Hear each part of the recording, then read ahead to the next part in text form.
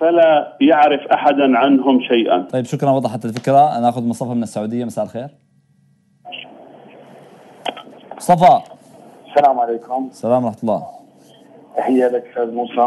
يا هلا. السادة المشاهدين، طبعا بداية الرحمة لشهدائنا والشفاء لجرحانا والحرية لأسرانا بإذن الله. طبعا أستاذ موسى، أنا اليوم بدي أحكي فيما يخص موضوع خاص مهم جدا عن أهلنا في الساحل السوري، تحديدا باللاذقية وبجبلة، بسبب ضعف الإعلام حوالين هالمنطقتين هدول. عندنا مناطق باللاذقية وحارات تحديدا عم تتعرض إلى حملات تجويع لأهلها، عندنا كوارث إنسانية فعليا على الأرض.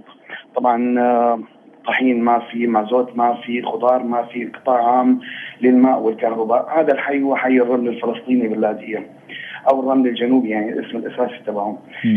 نفس الأمر كذلك في جبلة.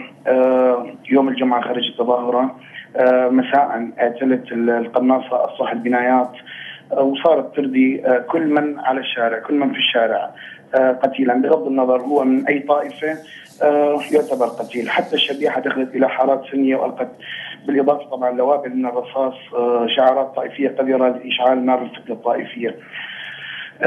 طبعا الشعب السوري أوعى من النظام وألاعيبه القذرة وفجر الحرية أقرب له من سيطرة النظام على البلاد هذه. حابب إني أحكي بس بنقطة كمان مهمة جدا. اليوم الفتنة الطائفية اللي عم يحاول النظام يشعلها في البلاد، فعلا الشعب السوري طلع أوعى من النظام في وقته.